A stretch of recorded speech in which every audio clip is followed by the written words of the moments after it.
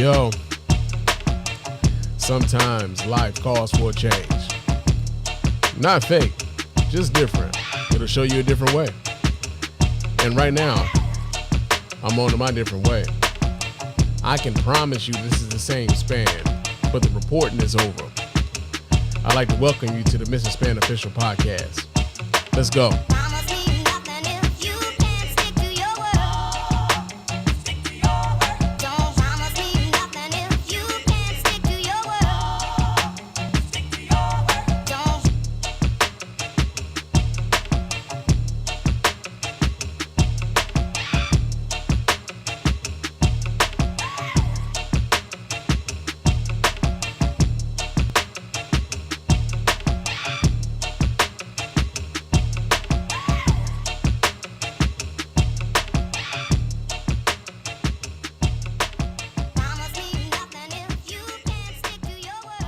Yo, what's going on, everybody? Welcome to the Mr. Spann official podcast. I'm your host, Mr. Spann. This is episode number 31 of this show. And yo, man, it's been a couple days, man. It's been a couple days since the last time I talked to y'all. And we normally don't have what would you call that? What's that? A flip or a turnaround? Yeah, we normally don't have a turnaround this soon between episodes or whatnot, man. But this is a result of me having quite a bit of downtime at the job, man. We've been having quite a bit of downtime at the gig, man, because it is fucking freezing here in the upper Midwest, man. And yeah, man, you can't be going around telling people you about to cut their gas off in the middle of a goddamn deep freeze. So we haven't really been doing a whole hell of a lot when I'm at work, man. So I've had some time to kind of sit down, kind of like look over some things, man. I had some thoughts, about some things that were going on. And I felt like I should get on the mic and share them with you instead of waiting until Saturday or Sunday and this shit ain't fresh for me no more. And I got to rehash what I was really thinking about the shit. It's like, nah, man, let me talk to them about this stuff right now that I got the time. Now, mind you, I've been at home since I got home from work earlier. I was putting a little piece together so that I can kind of play this back for you guys later on in the show because I got like there's this thing, man. There's this thing that's been kind of like sticking in my craw for a little bit, and I really want to kind of try to flesh this out, try to flesh this idea out in my head, and I want to bring y'all along with me, man. Like how I'm thinking about this stuff, and hopefully, like I'm not the only one who sees this. Hopefully, I'm not the only one who's thinking this shit, but I can kind of work this out in real time with you guys. So that's pretty much what I'm going to try to do tonight. I'm going to try to work out something that I've had in my head for some time and work that out in real time here on the show. But of course, before we do that, I got to remind you guys how to get in touch with us over here at the Mr. Spann official podcast and let your voice be heard. You can go ahead and hit us up at our hotline at area code 313-288-0485. There's area code 313-288-0485. Leave us those voicemail messages. Of course, those messages will get played here and responded to here live on the show. You can also email us here at feedback@thespannreport.com. That's feedback@thespannreport.com. Go ahead, leave us those emails. And of course, those emails will get read here and reply to here live as well. Follow me on Threads, Instagram, and every now and again Twitter, I guess, because the show is being broadcast now on Twitter. So yeah, man, follow me on all three of those platforms. Chop it up with your man Spann throughout the week. Also, leave us a 5-star review on iTunes or Apple Music, whichever one they got going on. I heard they was like shutting down iTunes, but yeah, Apple Music or iTunes and Spotify, right? So leave us a 5-star review there. Those are a couple different ways you can help us out that way. It really doesn't cost you anything. Just a couple minutes of your time to let everybody know why you're rocking with us over here at the Mr. Spann official podcast, man. Also, subscribe to us on YouTube, right? Subscribe to us on YouTube.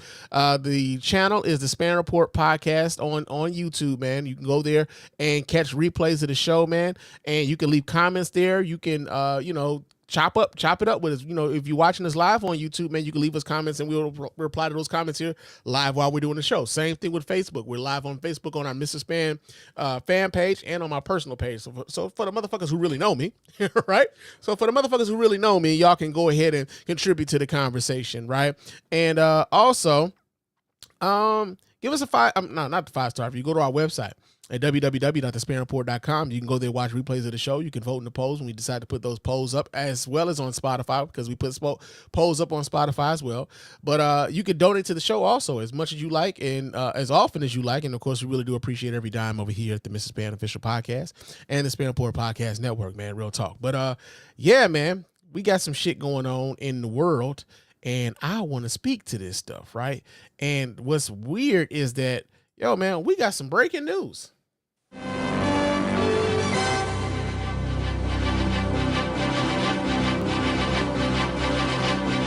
All right, we got breaking news over here on in the internet streets, man. So, yo, I saw this, kind of going around on social media quite a bit. I want to say this past summer or something like that, where there was a young lady out of, well, this story here, we getting this out of Houston. I'm not sure exactly where this happened. Okay, so yeah, this happened in Houston, but there was a young lady who said that she refused to give some dude her phone number, and in retaliation for her not giving the dude her phone number, that this man attacked her with a brick. Yeah, man, there was a lot of back and forth going on social media about this, and people were going on about, there was some ashy niggas, of course, who were like going through her social medias to try to justify why she may have had what happened to her. And then you had other people who were coming to her defense like, yo, man, even if you don't like her, what happened to her wasn't warranted, and no woman should ever have to go through anything like that, right? Which is real talk, what what most people of sense and knowledge would be like, yo, man, like, you don't attack a woman with a fucking brick, bro. Like, what are you talking about? Like that's crazy, right? That's crazy. However, apparently, this woman has been charged for making the entire thing up. Yeah, man. So we get the story here. This comes out of click2houston.com. I think this is their NBC affiliate. It says the woman known as Brick Lady charged in Houston after being accused of making the whole thing up and raising $42,000 on GoFundMe. So we get the story. We read this here. It says a woman who went viral on social media after making claims a man assaulted her with a brick outside a Houston club is now accused of raising tens of thousands of dollars in a GoFundMe scam. Rhoda Osman, 33, has been charged with felony theft by deception. According to charging documents, Osman raised at least $40,000 through a fraudulent GoFundMe page she started in September that claimed she was a victim of a similar attack more than 3 years ago. On September 3rd, Houston police officers responded to an aggravated assault incident. They met Osman and her female friend. During the investigation, officers reported that Osman was intoxicated, hostile, and irate. In the original police report made at the scene, Osman claimed that she was walking on Schumacher Lane when an unknown man threw a brick at her when she would not give him her phone number, court documents show. She also told officers that she had ordered an Uber and believed the brick-throwing suspect was the Uber driver. Osman said she got into the car with him where he then tried to kidnap her. According to the documents, Osman stated the suspect was involved in human trafficking and had a large group of women in the car with him. Now, there was a follow-up investigation. They said on September 15th, detectives tried to reach Osman, but the number she provided was her friend's number, who was also at the scene when the incident was reported. The friend said that she was not from Houston and went out to several places to drink with Osman, documents show. She said Osman reportedly called her male friends to come pick them up. When the men arrived, Osman and the friend got into their vehicle, which was a dark-colored sedan. The woman told investigators that she got into the right front passenger seat and Osman in the back seat with another man. As they were driving, she reportedly heard Osman yell, "Ouch, why'd you hit me?" but stated that she did not hear an argument before she heard Osman yell. The friend stated off the record that she did not believe Osman was hit with a brick, according to charging documents. The friend also told detectives that the suspect who allegedly assaulted Osman got out of their vehicle, got into another vehicle, and drove off. She said Osman went live on Instagram and that she tried to convince Osman to call the police. The friend said she did not know the two men she got into the car with and would not be able to positively identify the suspects involved, according to documents. Now, I remember when this was like really big on social media last summer, man. And of course, there was the conversations about whether or not, like I said, people were talking about whether or not this lady deserved what happened to her. People were saying that like she was a scammer. She had done this sort of thing before. And so it really kind of sparked a bit of a gender war. You know, let's keep it real. Like the people were kind of lining up along, their gendered battle line, so to speak. And you hate for something like this to turn out to be like this. It's almost like that situation with the young lady who said she found the baby on the side of the road and disappeared, and come to find out it was a bunch of bullshit. And was much like what happened with Jussie Smollett. And, with Jussie Smollett this nigga was clearly lying. But he had your boy, because I was initially believing Jussie, man. I really wanted to believe that Jussie had something happen to him. And the reaction that a lot of people would have for something like this, especially when you were a supporter of the person who is the purported victim of this, is like, why the fuck would you make something like that up?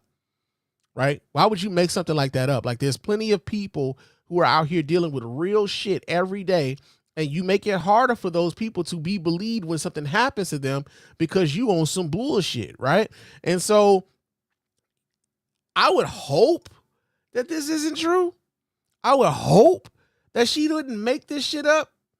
But it'd be real fucked up if it turns out that this is another one of those instances where somebody was just like playing on folks' advocacy, not only just for like black lives or black people, but for women, and for women who are victims of sexual assault and domestic abuse and things of that nature.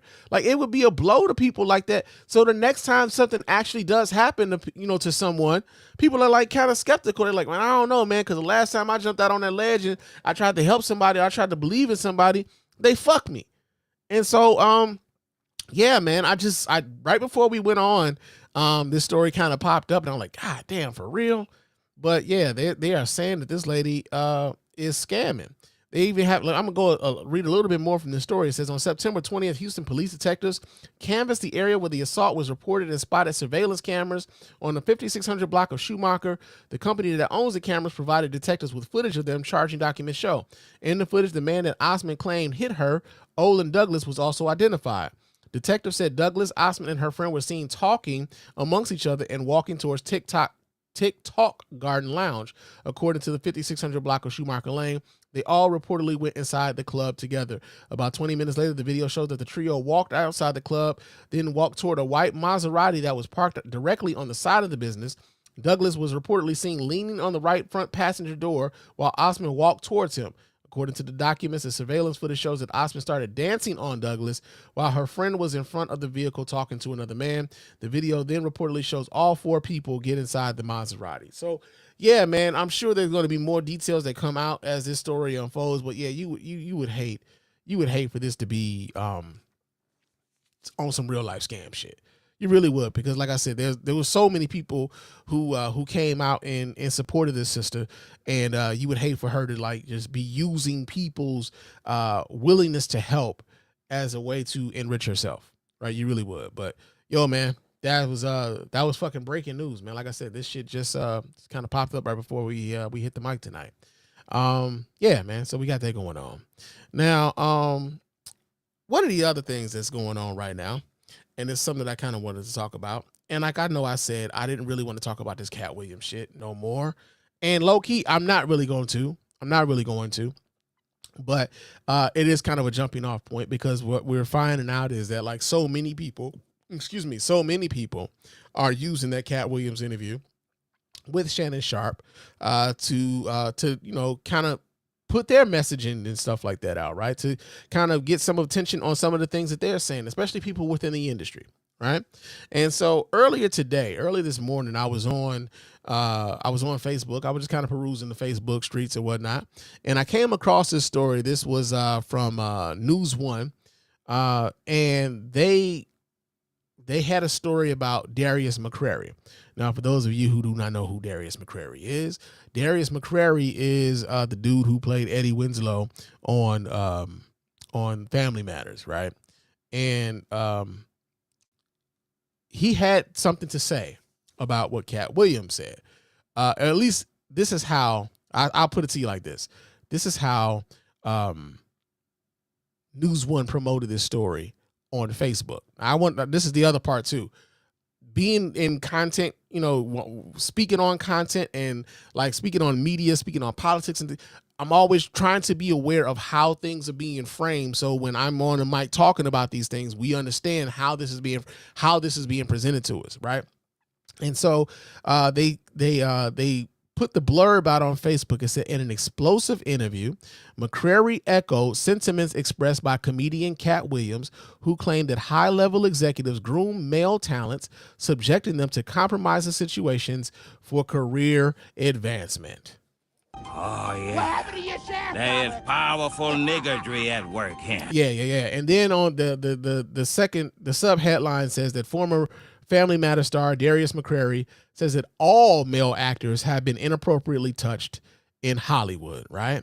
Now, the reason why I felt like I wanted to talk about this particular story tonight was because it's becoming a little bit of a theme, right? It's becoming a little bit of a theme where it's starting to feel like there are some actors, comedians, singers, what have you, who are propagating this message that if you are a successful person and you are reaching the pinnacle of your profession, so whether you are a singer who has finally gotten to a point where you're winning Grammys and American Music Awards, or if you're an actor and you are in a position to win Oscars and Emmys and Tonys and stuff like that, if you are if you're in the entertainment industry, then you are subject to if you are going to have any level of success, then your success is lending to you somehow compromising yourself and or your beliefs, right?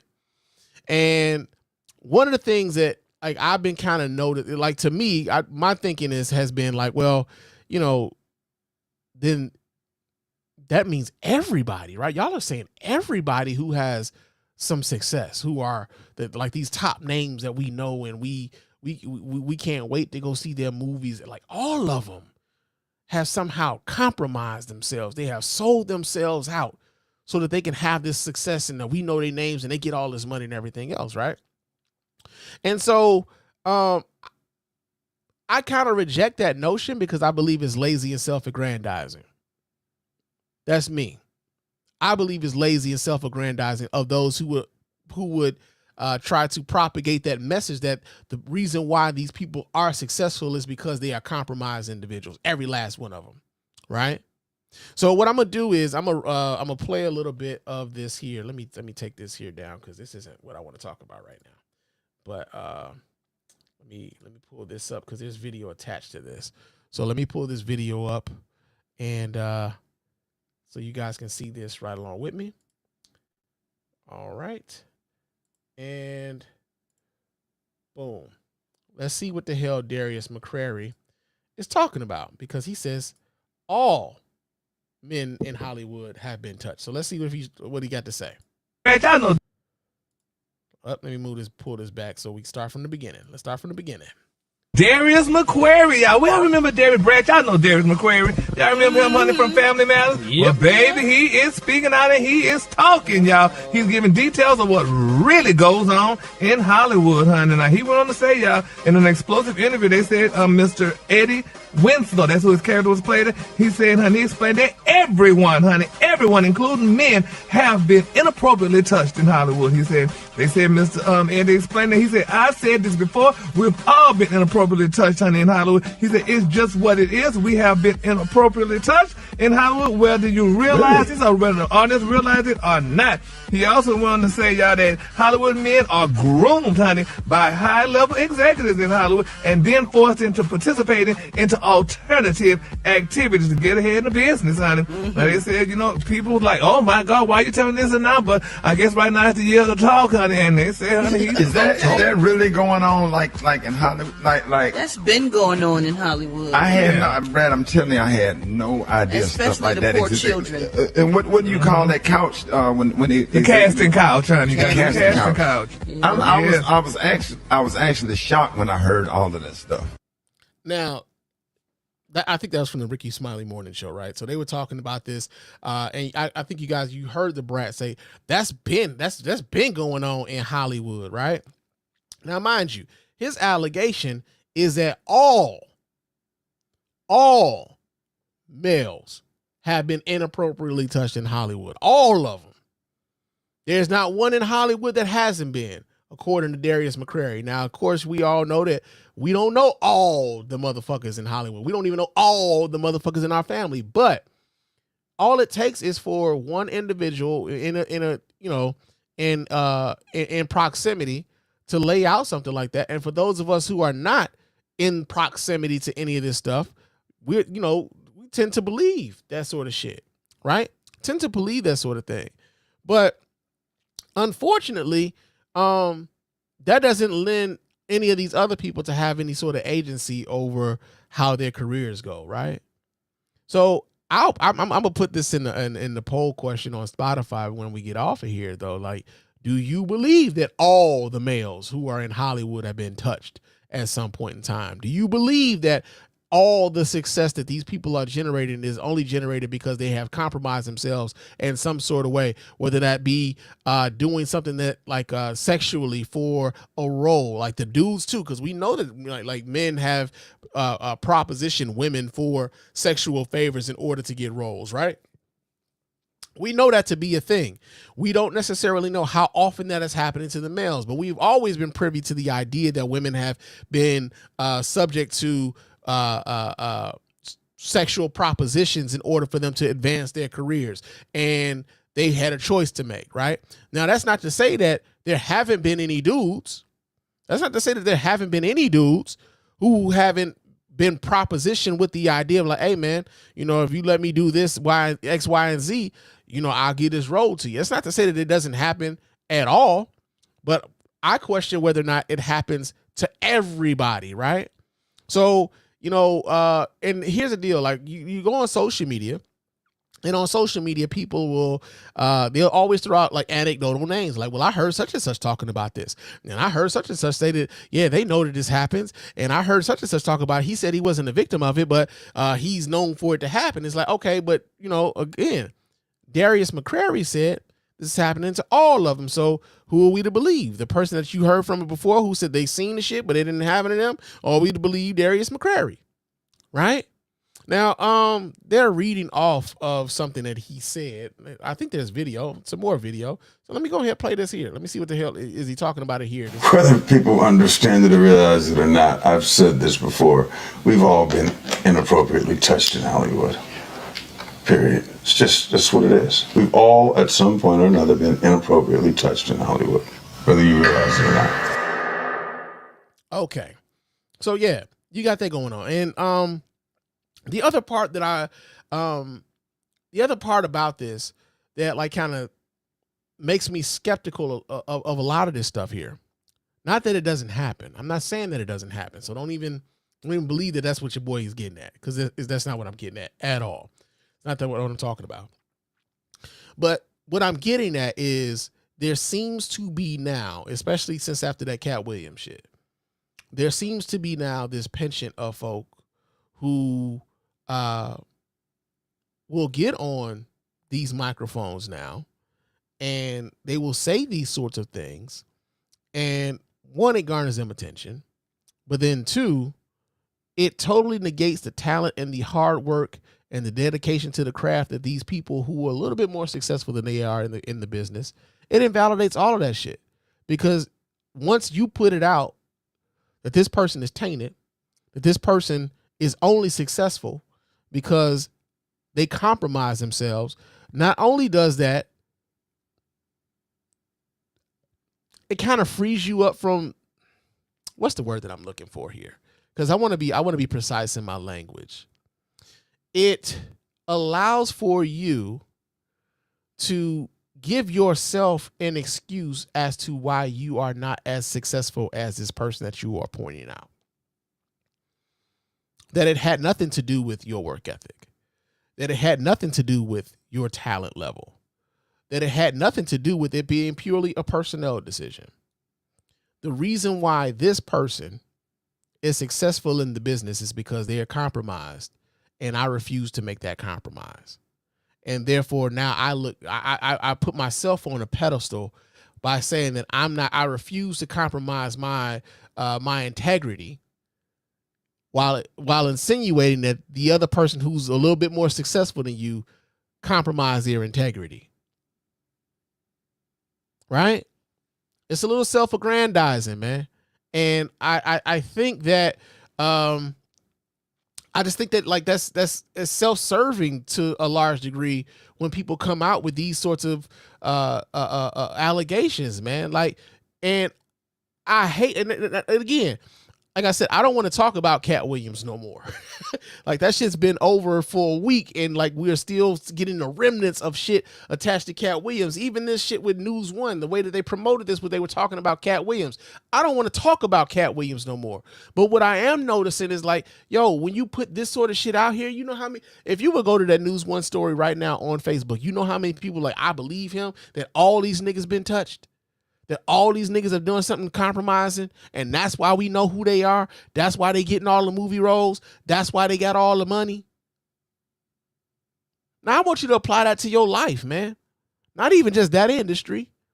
Not just that industry, but just to your life in general. Everybody that is a little bit more successful than you compromised themselves or sold themselves out to some degree. Do you really believe that? How many of us, I mean, real talk, how many of us really believe that the reason why people are successful is only because they compromise themselves? Not because they put in the work, not because they are actually talented at what they do, not because they have the work ethic to continue to work to get better at what it is that they do. It's only because they sold themselves short or they sold themselves out and you refuse to, and that's why they're in a better position than you. Sounds like some bullshit to me. And also, much like the story with this young lady who is alleged to have faked the whole thing about her being hit in the face with a brick because some dude allegedly hit her in the brick for not giving her his phone number. Yeah, like in a situation where you might have an audience who will be receptive to what you're saying, you do yourself a disservice by constantly throwing that up. That like the only reason that you don't have the success that you should have is because the person who's in that spot has compromised themselves and you didn't. You refused to do it. Nah, man. And I know that's not what Cat Williams was out here really trying to propagate. But if you've noticed, there's so many people using Cat Williams' name now to attach themselves to a narrative of the only reason these other motherfuckers are successful is because they compromise themselves and I refuse to. They all trying to latch themselves on to that message that, I really don't believe that that's what Cat Williams meant. I really don't believe that's what he meant. But as this goes along, I know like Darius McCrary is like kind of, nobody's really checking for Darius McCrary right now, which is why it's also interesting. It's like, yo, like really, is the whole reason why you ain't successful, niggas, because somebody was like getting touched? That's the whole reason? Because we haven't seen you in a whole lot since Family Matters, bruh. You on fucking Friday nights every weekend, man. Like, yo, you was like must see TV. And since you've been an adult, man, you've been going through some shit, and we don't know all of the shit that you've been going through. But how much of it really is, hey, it's because I didn't want nobody touching me in Hollywood. It's all that. It's all that. It has absolutely nothing to do with some of the choices that you've made. Nothing to do with your work ethic. Nothing to do with your talent level. It's all because you refused to compromise yourself. And all of these other motherfuckers who are having some level of success is because they've allowed themselves to be compromised. And I don't feel as though, like, especially as black folk, I don't feel like that's a message that we should be putting out about other black folks. That the only reason these other black folks are successful is because they've somehow compromised themselves for the success. Fuck all their hard work. Fuck all of the work that they put in order to get to where they are. Right? But I'm noticing so many more people like kind of propagating that message, man. And it's disappointing, bruh. It's disappointing. And so we got some comments here in the chat room, man. Let me let the people get their voices heard, man. Let me pull this down here. Let's see what the people are saying here in the chat room. We got Nick Dawes in here. He says, "Sup, Spann? Hanging out a bit tonight. Appreciate the work you put." Hey, man, appreciate you for listening. Appreciate you for listening, man. Real talk. You know, I had to get, like I said, I'm working some shit out on this microphone. I had some thoughts in my head while I was at work today, and I'm trying to I'm fleshing all this shit out in real time. So bear with your boy tonight, but I appreciate you for checking in right now, man. Real talk. We got Dwayne Johnson in the chat room. Dwayne comes in and he says, let's see what he says. "What's up, Spann? Congratulations on the Michigan Wolverines winning the Natty." Yes, sir. Yes, sir. Yeah. Never give up, nigga. I like that. I like that avatar, right? And Detroit advancing into the divisional round of the NFL playoffs, man. It's buzzing here, man. It is buzzing in the city of Detroit with Michigan winning and with the Lions winning that football game, man. It is buzzing. The city is got a real good vibe right now. It feels good here, man. Real talk. He had another thing to say. He says, "Everyone who believed everything Cat Williams said in the internet in the interview is a damn fool." Like, hey, listen, man. I know some real smart motherfuckers who really like dug in with what Cat had to say. And I think a lot of it has to do with, because we like Cat, and I've said this on the mic numerous times, but I think a lot of it is because we like Cat, that we are receptive and we want to believe some of the things that he's saying. And I think some people already know, like, some of that shit is cap, but they're not going to say that. They're like, because they're here for the good time, right? And because they're here for the good time, they're like, come on, Spann, you being too goddamn serious. But at the same time, I'm seeing real world ramifications, how real people are like really taking that in. It's like, yo, I want to have the good time. I do. But I can't ignore the shit that these other motherfuckers are saying, and I'm surrounded by it, right? So I want to, like, this is why I talk about this shit in the way that I do, because this is how I'm surrounded by these discussions. This is how I'm surrounded by what's happening in media and in how people are consuming it and everything else. Dwayne also says that this is my take in reference to Hollywood: either play the game or go home. And listen, I think that some people are playing the game, right? I think that some people are playing the game. I think that some people are willing to compromise themselves. I think that some people are just like, yo, at all, I want to be famous. Come, hell or high water. I want the fame. I want the notoriety, and I will do whatever to get to that point. I will do it. But to say that all of them are, I don't think all of them are. And that's only what I'm pushing. That's the only thing I'm pushing back on.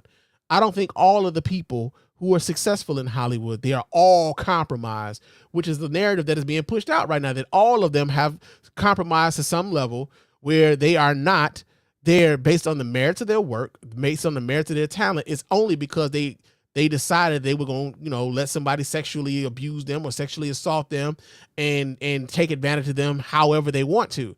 Like, nah, man, I reject that. I reject that. I think we do, especially when we're talking about like great black artists. I think we do them a huge disservice by propagating that sort of message. I really do. But thank you guys for the comments here in the chat room, man. Real talk. Now, yeah, man. So shit, we already a half hour in, and it's. I think I might make it to bed in a reasonable time tonight. I think. I don't know. But I think so. We gonna see, man. But so yeah, man. Like I said, when I came home from work earlier today, I had this thing in my head. It was I had a bug put there. And I couldn't shake the shit. And I was at work, kind of perusing YouTube, and I saw a clip of the Karen Hunter show. I don't have Sirius satellite radio, so about the only time I'm ever really able to like consume any of Karen Hunter's show is usually in those YouTube clips. And I like Karen Hunter's show from what I've been able to see of it. And shout out to my man Rod over at the Black Guy Who Tips. He appears on Karen Hunter's show on Sirius Radio. I think she's on the I think it's the Urban View channel on Sirius Satellite Radio. And like I said, my man Rod, he will show up on Fridays, I believe, and they'll talk about various different topics and whatnot. But I saw a clip of her on earlier today, and they were talking about a segment that was happening on The View, right? And they were talking about Sonny Hostin, and Sonny Hostin was talking about how Republicans have been playing a long game, right? They've been playing a long game as far as like trying to undermine institutions in America and Americans' belief in the institutions that are undergirding not only the democracy, but undergirding the government and undergirding our belief in how our government is supposed to run and who it's supposed to work for, right? And so they were talking about this on this particular clip, and it brought me back. It brought me back to there was a thing that was happening in Chicago. So like I told you guys, I was in Chicago for my grandma Rose's funeral, and I was in the city for a bit, and I got a chance to hang out with family for a little bit before I came back home. And one of the things that kind of happened while I was visiting with family was that there was this thing about migrants, right? They were talking about migrants coming into the city, and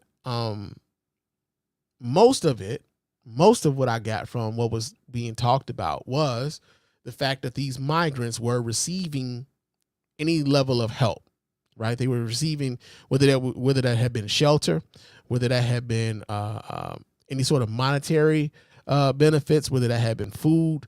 There was the idea that because these people who are not from here, who found themselves in Chicago in the wintertime, are getting these benefits. Meanwhile, you have people who are from Chicago, who've lived in Chicago all their life, are not getting anything, right? And this is the sentiment that a lot of folks have. Now, I'm not saying that this is like an overall sentiment of the city of Chicago, but I know just in my family, there was a bit of resentment in the idea that here you have some people who aren't from here getting these benefits. Meanwhile, you have Americans right here who need help and they're not getting it, right? And one of the things about, especially for me, being somewhat, politically aware and trying to be politically aware and trying to be learned on what's happening in politics and what's happening in the news, what's happening geopolitically, the whole shit, like just trying to be aware, trying to be woke, right? I refuse to let these motherfuckers take that from us. Trying to be woke and aware of what's happening and why. One of the things that I go back to, and this is something that I remember when Roland Martin had that dude who was the former or quote unquote Black Lives Matter leader who was a Trump supporter, and he talked about perception being reality for a lot of folks. That part, and I said it on this microphone, I said that part is true, because you will have people who have a perception, and once that idea has set itself in their head, no matter what facts you throw their way, their perception is the truth and the reality for them, right? So if you go about the business of telling your folks that, hey, the reason why there are migrants from Venezuela and Nicaragua and Belize and El Salvador, the reason why these people are in Chicago is not because they just came to Chicago. No. The reason why they're in Chicago is because Republican governors like Greg Abbott in Texas were shipping and busting their asses there, right? Meanwhile, you're mad at your mayor for trying to have some level of humanity about him, for providing these people with some level of shelter, for providing these people with some level of food assistance, for providing these people with some level of financial assistance, because that would be the decent fucking thing to do. Would you want these motherfuckers just out, not speaking a language? I know, I'm sure Chicago has a large Spanish speaking community, but I'm just saying they don't speak the language. They don't know anything about the city. You just want them out and about, right? But their perception is they're getting something that you're supposed to be getting. That's your perception. They are getting something that is rightfully yours, and now you are aggrieved. And Republicans play that shit beautifully. They play it beautifully, man. And it's one of the reasons why, in a time where, especially for someone like me, in a time where you would think that shit couldn't be more clearer, that there is as much as you do not like Joe Biden, the option is 10 times worse than that. And I know people get into this thing, well, shit, we already lived through a Donald Trump presidency. What's the worst that could happen? A hell of a lot worse. Because at least then, when you had Donald Trump in the White House before, you had people who knew there were certain things that you could not do in the White House. That you couldn't do it. That's not going to be a restraint for Donald Trump the next time around. They are already letting you know this shit from jump. I need y'all to read up on that Project 2025 that they've already printed out a fucking manifesto. Read up on Project 2025. They are trying to gut what it is a president is not allowed to do, so that not even someone, I worded that wrong. They are trying to empower the presidency with much more power than it had previously. Right? They're trying to centralize all of the decisions in the government just with the president. Now, I called this episode the long game of dumbing down America, right? Because this hasn't been just like, this happens over some time. This doesn't just happen like that. This happens over some time. And so what I did was, and I said I was putting a little bit like something. Oh, let me take that down. That's not what I want to show you guys. But I when I came home from work, I wanted to put something together so that you guys can see something, like just like a snippet of like how these things are happening right in front of us. We see this shit on the news all the time, and we see them as, short, stories, like not necessarily connected, kind of loosely, but, we don't always just kind of put the shit together as though this is one concerted effort, when really it is. Really, it is one concerted effort. So let me pull this up. And I just kind of threw this together when I came home from work, so excuse the crudeness of it. But yeah, man, let me pull this up, and we gonna watch this here together. Let me maximize that. Bam. And here we go, y'all. Check this out.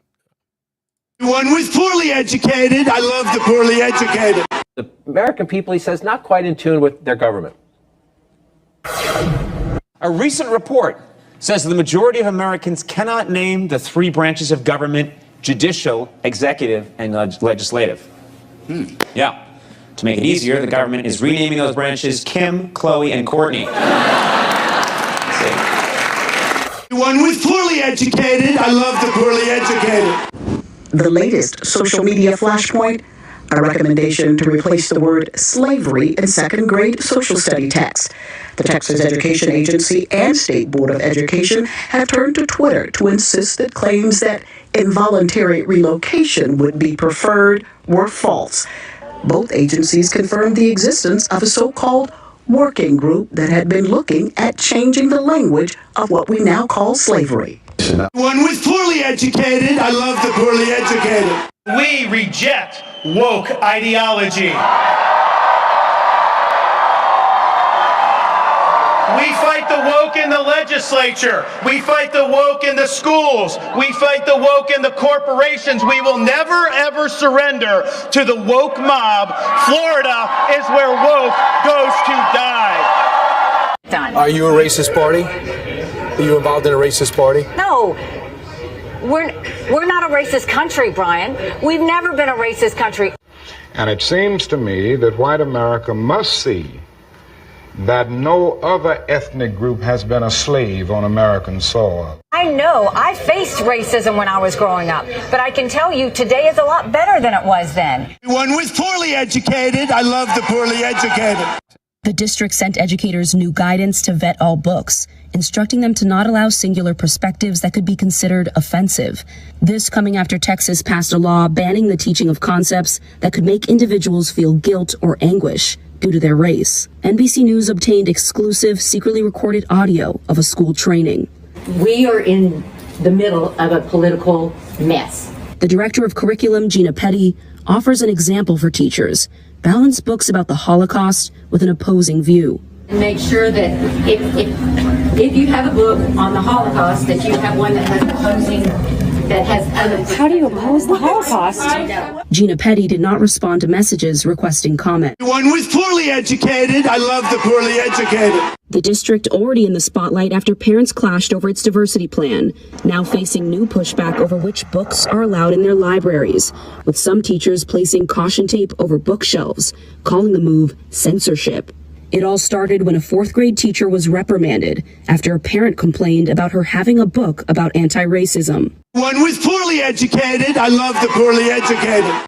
His sights on Florida. He helped Florida Governor Ron DeSantis craft legislation like the Stop Woke Act that restricted discussions of race and gender in schools, universities, and workplaces.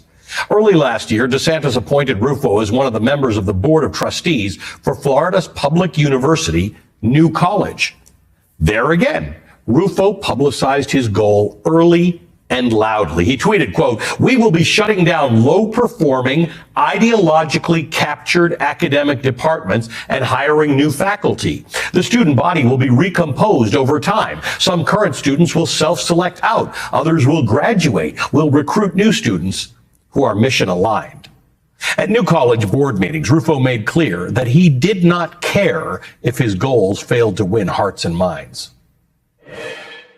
One of the items that I discussed today with Governor DeSantis and with legislators present is that diversity, equity, and inclusion, which sounds great, but in practice divides people and offers separate judgments on the basis of race and identity. My opinion does matter, actually, unfortunately for you. His opinion does matter. Within a month of that comment, Rufo's Board of Trustees had abolished the college's Diversity, Equity, and Inclusion Office. They then did things like axe the school's Gender Studies program and recruit professors more in line with their conservative mission. Since Rufo's board took over, more than a third of the former faculty have resigned, and about 125 students have chosen not to return. Rufo's plan worked. And now today, we are seeing the impact of Rufo's latest crusade. A crusade against the first black woman to serve as president of the oldest institution of higher education in the country, Harvard President Claudine Gay. Last month, Rufo tweeted, quote, "We launched the Claudine Gay plagiarism story from the right. The next step is to smuggle it into the media apparatus of the left, legitimizing the narrative to center-left actors who have the power to topple her. Then squeeze," end quote. One was poorly educated. I love the poorly educated. Claudine Gay was the symbol of the DEI regime that has conquered American academic life. They prioritize race and sex or ancestry and anatomy over scholarly merit, over fairness, over equality, over every other principle.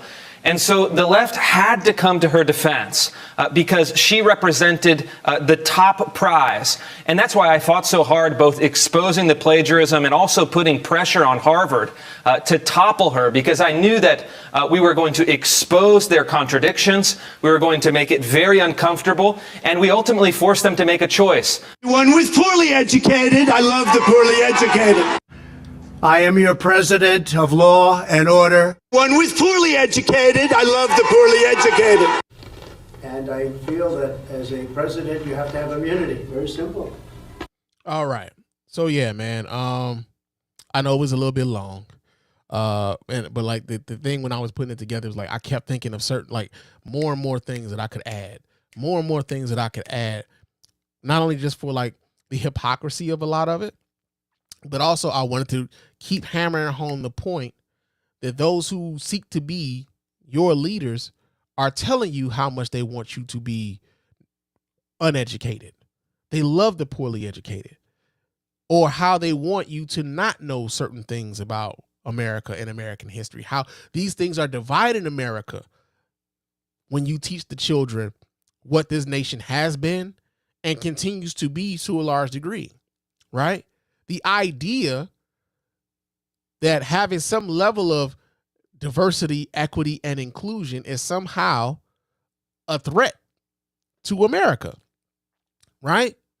Where any gains gained by the civil rights movement and anything happening after that that actually helps to uplift those of a minority or a marginalized group are somehow anathema to the American experiment. That is somehow reverse discrimination when we seek to level the playing field amongst people whom have already had an unfair advantage.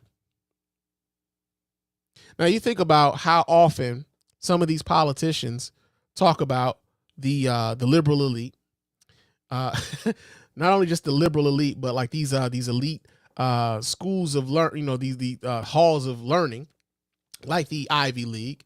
You think about, hell, even Donald Trump went to the University of Penn. He went to the Wharton Business School.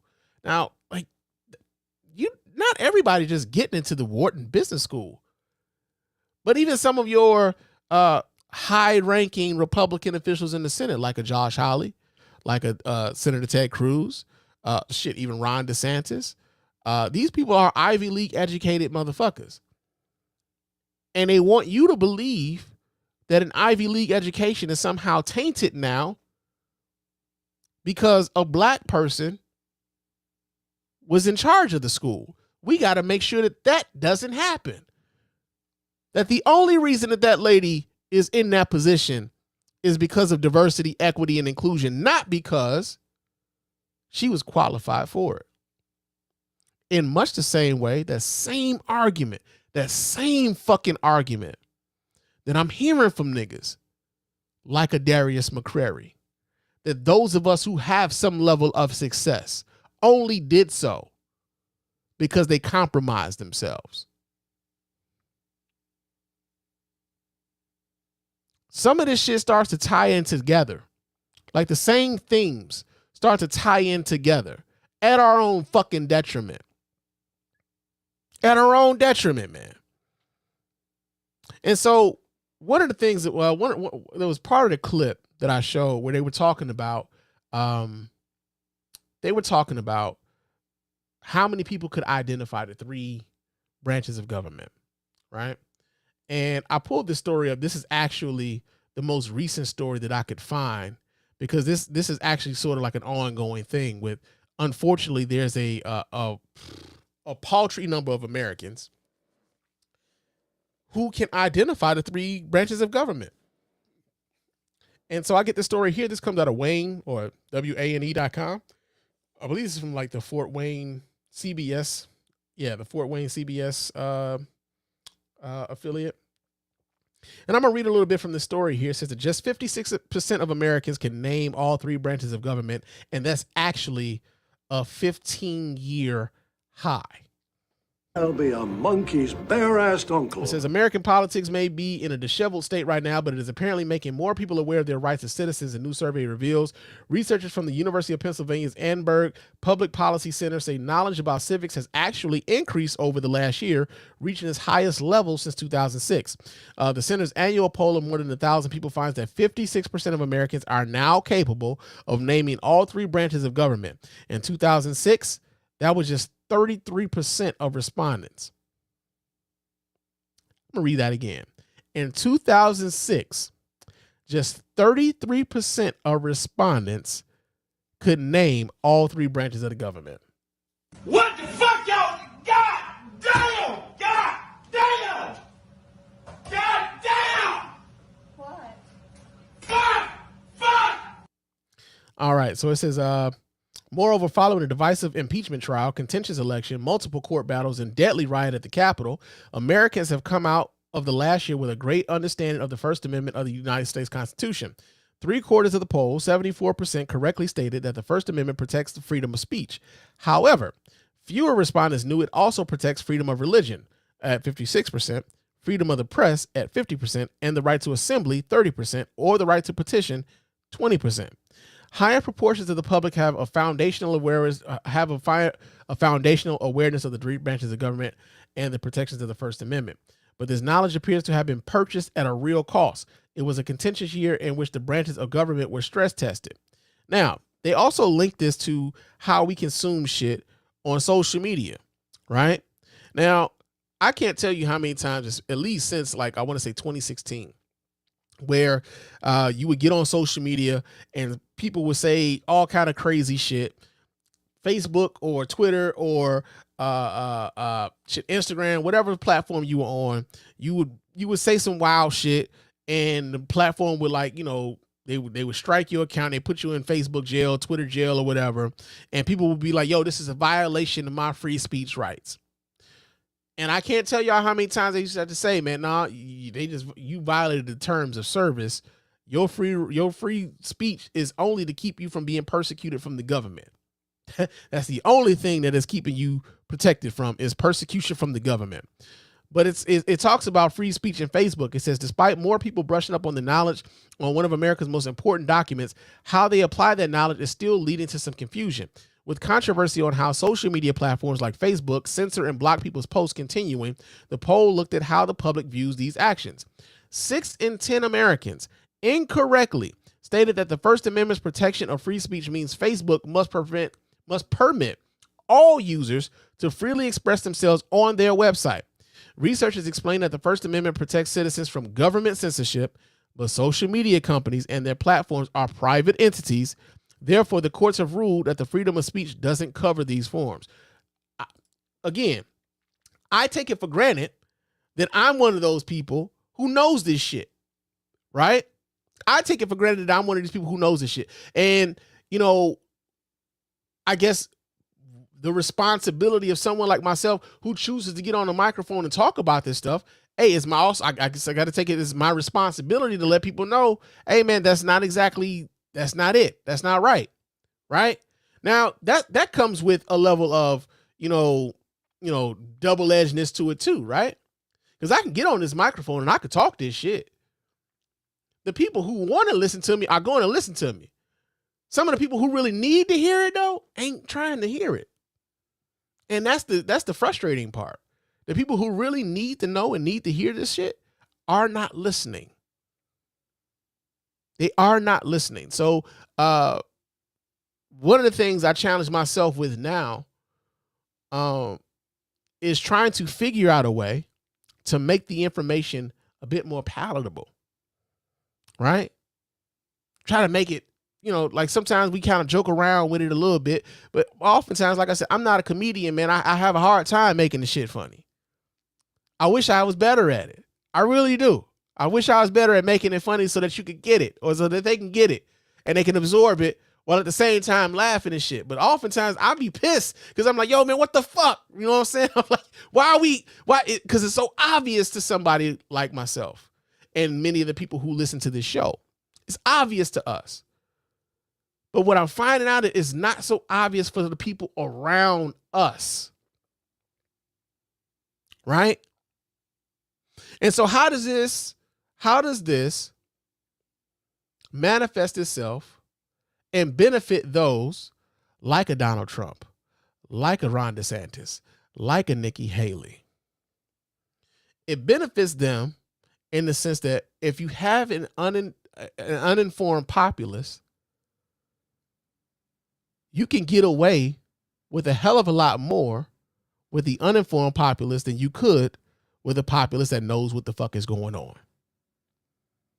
You could. This is why when Ron DeSantis gets in front of a microphone and talks about how much he's fighting the woke and how Florida is a state where woke goes to die, he's openly admitting, I want my people to not know shit. And they're cheering for it. Because they associate woke. What the right has been able to do is they've been able to redefine what woke means for a certain level, like for a certain segment of the population. For them, woke means something entirely different and is totally divorced from what the actual meaning of the word and what it means and how it's originally been used, which is simply to be aware of what's going on, to be aware of what's happening, and to govern yourself accordingly going forward.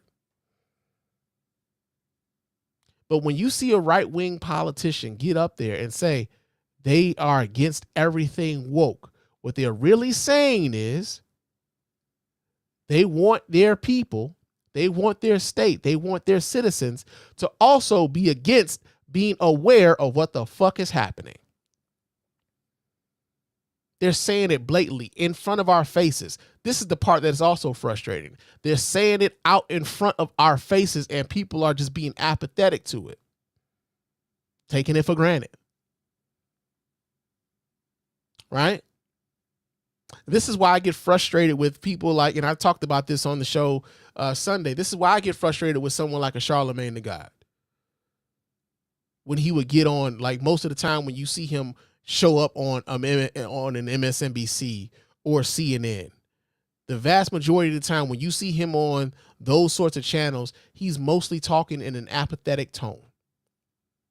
And he's bringing the message of apathy, especially apathy within the black community across America, based upon the people who call into his show, right?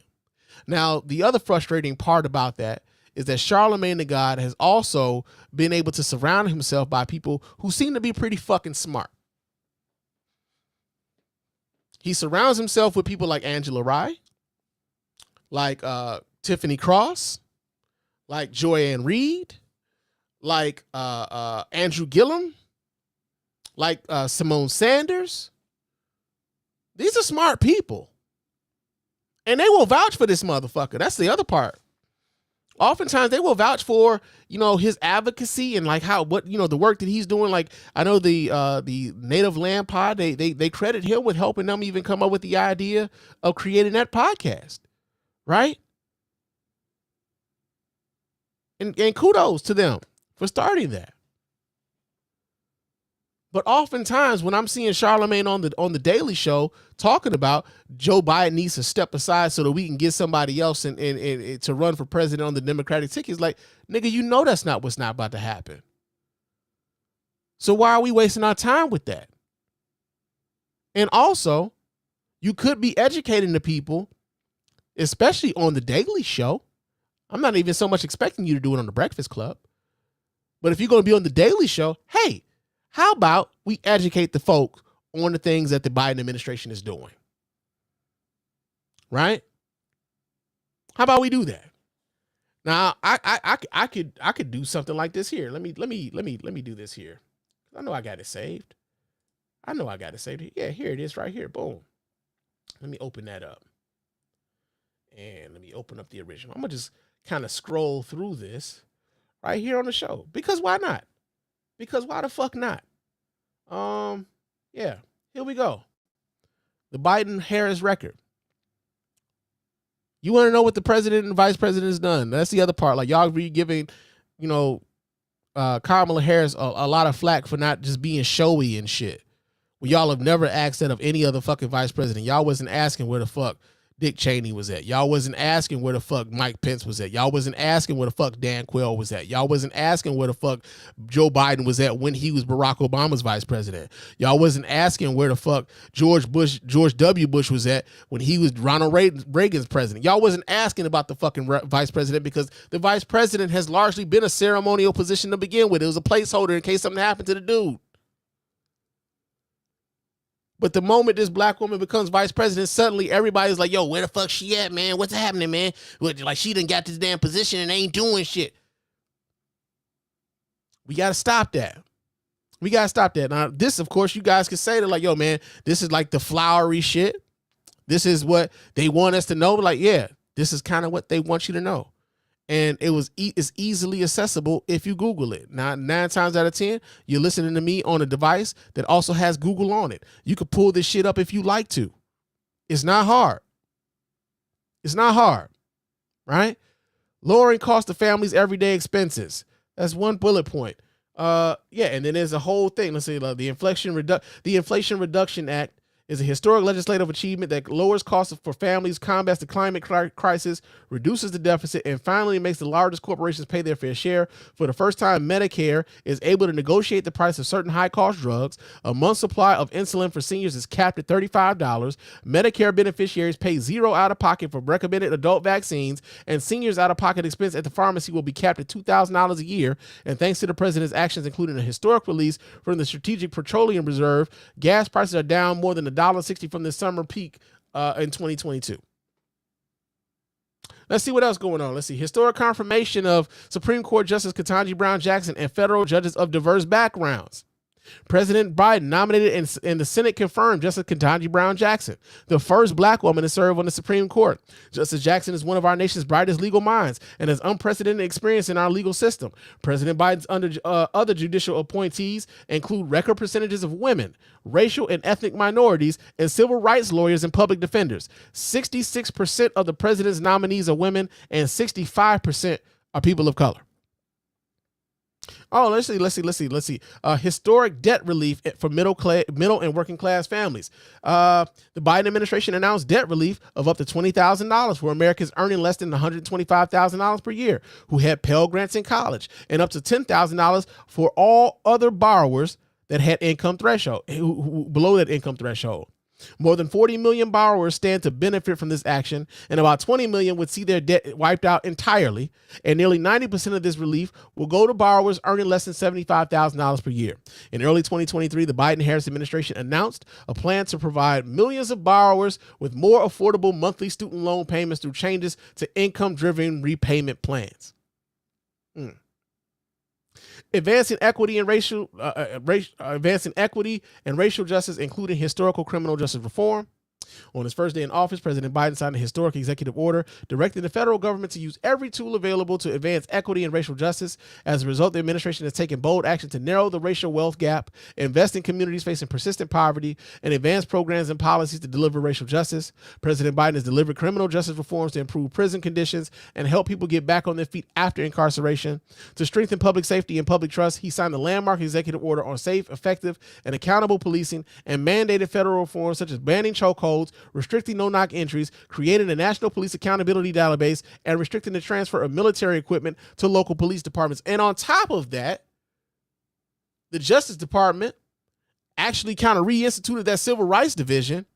And so now these police departments are actually being held accountable by being put under under consent decrees, which was largely stopped under the Trump administration. Now, I could continue reading off on this shit. I could continue reading off on that, but I'll leave that to you, right? Because you can do it. I believe in you. You can do it. We all can do it. But it helps those like a Nikki Haley, like a Ron DeSantis, like a Donald Trump, like a Josh Hawley, like a Ted Cruz, like a Mitch McConnell, like a Lindsey Graham. It helps these motherfuckers when you don't know. And when you don't know, you're under the impression that nothing is happening for you. Nothing is happening to people who look like you. Right? And it's not to say, again, let me be clear on this. It's not to say that everything has reached everybody at this point. I don't want to diminish anybody's struggle. I don't. But we're in a time where we cannot afford the level of ignorance, the level of not knowing, because that's what, that's the ignorance that I'm talking about, not just being stupid, but just like clearly just not knowing. We cannot afford this going into this election in 2024. So if I can do this in my off time, on this show that, a few hundred people listen to every week, if I can do this, then I'm sure someone like a Charlemagne the God can get his ass on the Breakfast Club or as a guest host on the Daily Show, I'm sure that he could forward this information to millions of people. And yet, other than do that, Charlemagne traffics in the message of apathy, which we cannot fucking afford. Which we cannot afford. We need to let people know what's happening for them and what's available to them, and why those who are seeking to regain power don't want them to know this and don't want them to reap the benefits of the things that are happening for them right now. We need folks to know this shit, man. Now, another thing, when we're talking about apathy, I pulled this up from Pew Research Center. And one of the things that always strikes me is that we are a nation of over 300 million people. Of course, not all 300 million people are eligible to vote, but about 70% of U.S. adults are eligible to vote in our national elections. And out of the 70% of people who are actually eligible to vote, this goes back to 2018. Only about 37% of people actually participate in the process. We take it for granted that this is something that we can actually do. Right? We take it for granted that this is something that we could actually do. Now, one of the things about that upsets me is that, especially going forward, I would hope that those numbers bounce up to something a little bit more than 37%. Especially considering in the last 2020 election for the presidency, Donald Trump tried to disenfranchise voters in Michigan, in Wisconsin, in Georgia, and in Arizona. He tried to disenfranchise millions of voters because the result wasn't the one that he wanted. Meanwhile, you have millions of people who are simply opting out of the process altogether. Simply just opting out. Not knowing how powerful their voice is because they've chosen to opt out. And that apathy helps someone like a Donald Trump. The less amount of people who actually go to the polls, the more likely that Republicans and Donald Trump stand to win. They win when there are less people involved. And I've said this on this microphone before, and I will say it again. Every time they get on television and they say, you know, it's half this and half that. No, Republicans do not represent half of the country. They just do not. There's not enough of them. There's not enough of them. Hey, Google, when was the last time a Republican presidential candidate won the popular vote? I don't know, but I found these results on search. Nigga, not Google saying he don't know. That's crazy. Okay, so it gave me a link to some USA Today shit, and it said that George W. Bush, so that was in 2004, because I know he didn't win it in 2000, because Al Gore won the popular vote in 2000. So in 2004, George W. Bush was the last Republican presidential candidate to win the popular vote. That was 20 years ago. So that means Al Gore won in 2000, the popular vote. In 2004, it was George W. Bush. In 2008, it was Barack Obama. In 2012, it was Barack Obama. In 2016, it was Hillary Clinton. And in 2020, it was Joe Biden. Republicans aren't winning the vast majority of these. They do not represent half the country.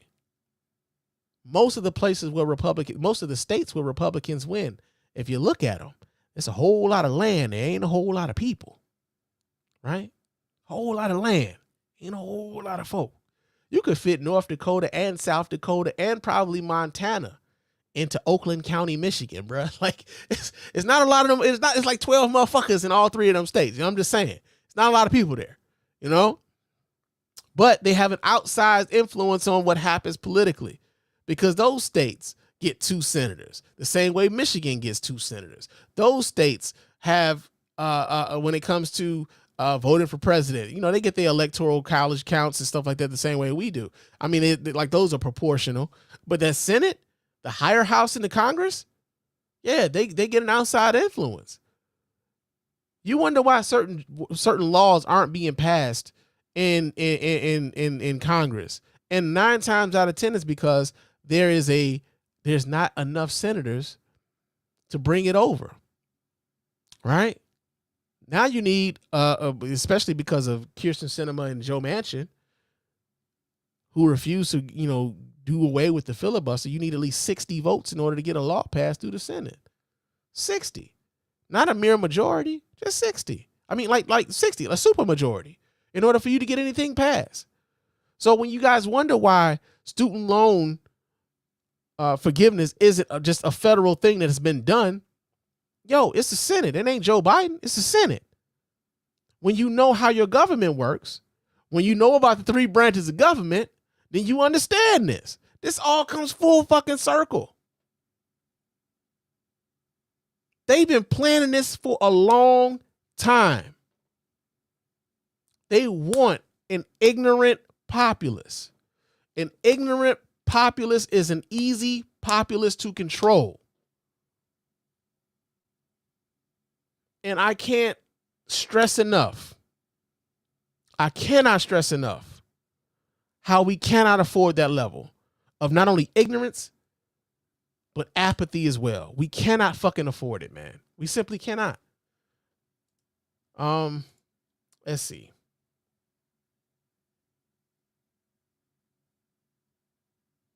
Yeah, I was going to talk about this, but I'm not. I was going to bring, I'm not. Because I already just kind of like, I alluded to it earlier. And it's getting late. So, yeah. But I before I get out of here, man, I just want to reiterate that, again, like I said, when I got on the mic tonight, a lot of this shit was just like things that are sitting in my head, and I'm formulating these right now, real time, formulating this shit. And I don't know if I've formulated it all the way through. I don't know if I've worked it all the way through yet. But what I do want to leave you guys with before I get off of this mic tonight, what I do want to leave you guys with is a charge to not only inform yourself, but also charge you with the responsibility of informing those around you so that they no longer have the excuse of not knowing. Because once you know, and once you see some shit, you cannot unsee it. There's a lot of things that happen that I just simply cannot unsee anymore. And I see the importance of why we need to be engaged, why we need to be informed, why we need to be engaging and informing others around us. As frustrating as it could be, right? Trust me, I work with construction niggas, man. Come on. I'm working with a bunch of construction motherfuckers. It's hard talking to motherfuckers sometimes, man.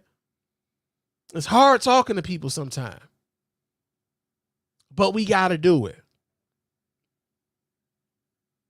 We have to. If we're going to move forward in any real meaningful way, we have to make sure that those around us know what the fuck is going on.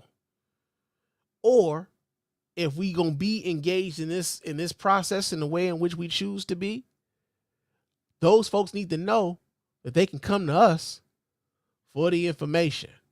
Because you're going to have somebody who you might pique their interest, man. They might pull you to the side. They might not want to talk in front of everybody about what they don't know.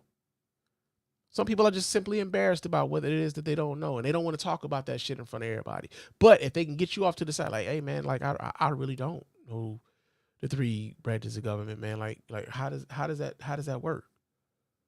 And we got to be willing to teach them. We got to be willing to do that, man. And that stuck with me today, man. Like when I was at work listening to, like I said, I was listening to Karen Hunter and I was kind of listening to Sonny Hostin on The View and stuff like that. Shit stuck with me. It did. It did. And I came home. I couldn't it's all I could think about. It's all I could think about from the time I got off of work, man, till the time I got on this microphone. It's all I thought about all day. So, yeah, man. Hopefully y'all got something out of this. Real talk. Hopefully y'all got something out of this. But before we get out of here, I see there's some more comments here in the chat. So let me respond to you guys, man. Like I said, this doesn't always have to be a monologue. We want this to be a conversation. And see, Dwayne says, that's the thing about politics. It brings the worst out of people. It absolutely does, man. It absolutely does. And you see the worst of it all the time, especially on social media. Social media is probably the worst place to really talk about politics, which is why I largely try not to do it so much anymore. I might share a clip here or there, but I really try not to go back and forth with folks on social media. That's one reason why I like Threads. That's the one reason why I like Threads, because Threads, after a certain point, like you can just kind of identify who a motherfucker is, and then you can not only just block them, but then anytime they say anything to you, you just like, yo, man, mute this motherfucker and mute, not only just mute him for me, but mute this motherfucker for everybody who's watching this thread. And and you can just shut that shit down. You know what I'm saying? So, yeah, man, it does bring out the worst in people. Dwayne also writes in and says that the late George Carlin said in one of his comedy shows, ignorant citizens breeds ignorant leaders. It definitely resonates in today's social climate, man. Trust and believe that the reason we have the government that we do is because we have the people that we have, right? Our government is a reflection of us, in much the same way that your spouse could be a reflection of you. Your children's behavior out in public could be a reflection of you. Our government is a reflection of the people who have empowered these folks. So yeah, man. And let's see, we've got one more comment here from Dwayne, and he says that these Republicans is literally pissing in their faces and telling them it's beer, and gullible people are happy to let them. Listen, man, I've been seeing so many evangelical people, like to a point, elevate Trump to the level of Christ, bruh. Like dead ass. Like at this point, it's gotten to a point with some of them where they are really looking to this dude as a savior.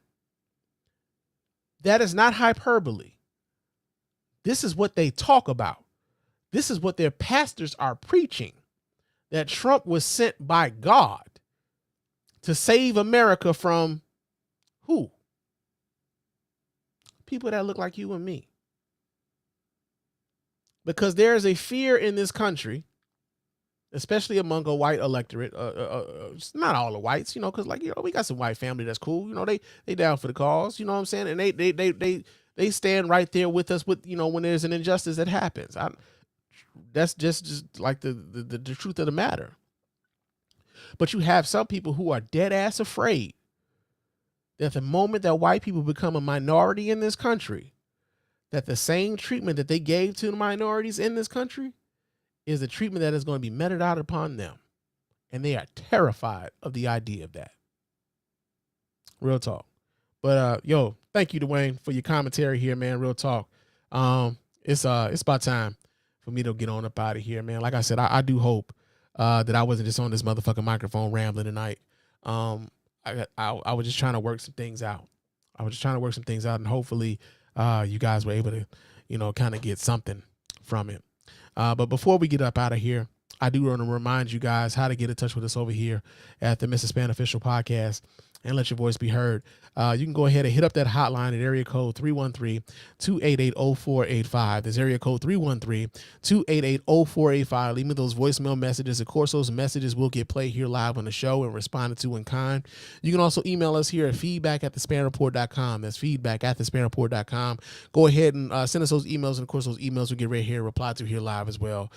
Follow me on Threads, Instagram, and I guess Twitter. Again, I mean, like, I'm not really on Twitter. Let me be clear on that. I'm not really on Twitter, but the show is broadcast live on Twitter, so you can follow me there, catch the show live on Twitter, and you can leave comments there. I'm assuming you could probably tweet at the show while we're doing the show live. But yeah, man, chop it up with your man Spann throughout the week through those means. Also, leave us a 5-star review on iTunes and or Spotify. Those 5-star reviews are the ones that get right here live in the show. We really appreciate everybody who goes about the minutes of doing that. Doesn't cost you a dime, just a couple minutes of your time to let everybody know why you're rocking with us over here at the Mr. Spann Official Podcast and the Spann Report Podcast Network in its entirety. Also, subscribe to our YouTube, man. The YouTube channel is the Spann Report on YouTube, man, and you can watch replays of it, but also you can leave us comments there. Those comments get right here live on the show as well. So we really do appreciate everybody who goes on YouTube, subscribe to the YouTube channel, and comment on the YouTube channel, man. We really do appreciate you guys for going over there and doing that. And also, you can go to our website at www.thespannreport.com. You can go ahead and watch us, watch replays of the show. You can donate to the show as often as you like, as much as you like. And of course, we really do appreciate every dime over here at the Spann Report Podcast Network. And you can also copy yourself some merch, man. We do have t-shirts, we do have hoodies, we do have mugs, coffee mugs, we got mouse pads, we got stickers. You know, we got the whole shit going on over there, man. So we really appreciate everybody who patronizes us in that way. And yeah, man, it is good when y'all help us out like that, man. Real talk. But yo, man, it is about time for your man Spann to get the hell on up out of here. Like I said, I do have to go to work tomorrow. We may actually do something tomorrow because it'll be a little bit warmer. It's supposed to be in the 20s. It's supposed to be in the 20s tomorrow. Like, I'll be a monkey's bare-assed uncle. Yeah, that's what it's gonna be. And we might do some work tomorrow. We gonna see. But yo, I will talk to you guys again soon. But until next time, fam. Peace.